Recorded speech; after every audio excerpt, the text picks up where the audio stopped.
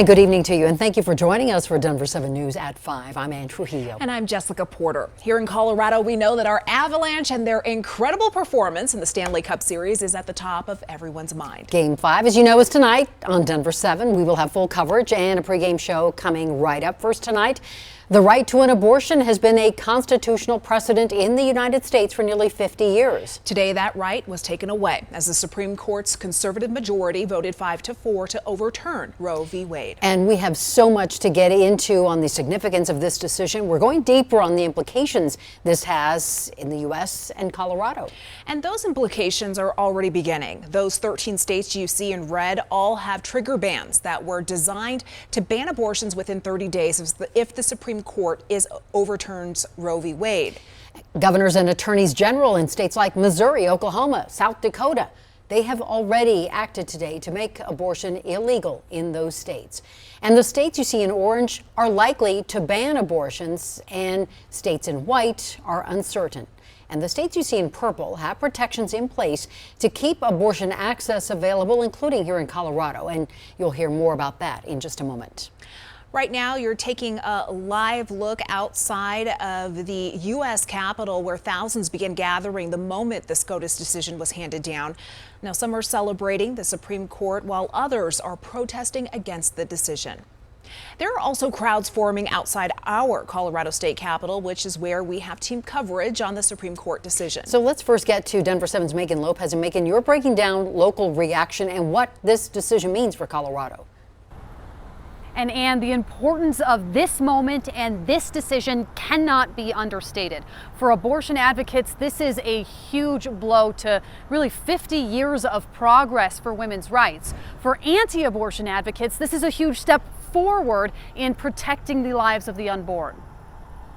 There are moments in our lives that are historic, moments that will be in textbooks and taught in classrooms for generations to come. This is one of those moments, the moment the Supreme Court overturned Roe versus Wade. Denver 7 is going 360 with 4 voices weighing in, some celebrating this moment. Probably the best day I've been alive so far. Some outraged by it. I'm still personally devastated and hurt. And some wondering what this will mean for other court cases. We'll start with the celebrations. If you don't have the right to live, you don't have any other right. Christy Burton Brown is the chairwoman of the Colorado Republican Party, but she made her way onto the political scene by advocating for a ballot initiative to outlaw abortions. In 2008, I was the sponsor of the Person Amendment here in Colorado. She sees this moment as a big step forward, but says there's more work to do around funding and support for families. We need to give them more options, give them financial support, give them cultural support. On the other side of the abortion debate, Kiki Council, a reproductive rights attorney. If the federal government says that our individual states have the right to determine what's best for us and for our bodies, what else does the government have a right to say about? She worries about the disproportionate impacts this decision will have on women across the country. It will disproportionately impact impoverished people, people that are socioeconomically disadvantaged, and it will affect people in rural communities. Abortion providers are also worried. We are heartbroken that this decision is a setback for reproductive health equity, and patient safety. Even after the fall of Roe, abortion access is legal in Colorado. It was codified into law by the Reproductive Health Equity Act this year. Kim Warner worries about what this will mean for her colleagues in other states and says Colorado is gearing up for an influx of patients. So we are mobilizing all physicians that can and will perform and give that essential reproductive health care, abortion access.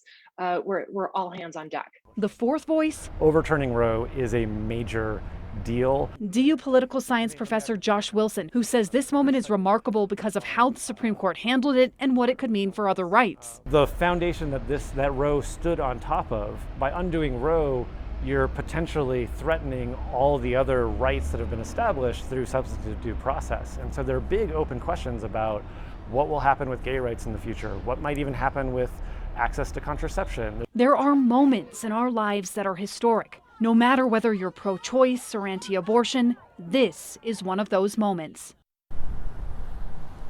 So there is a ballot initiative actually making its way through the signature gathering process right now that would ban abortions in the state.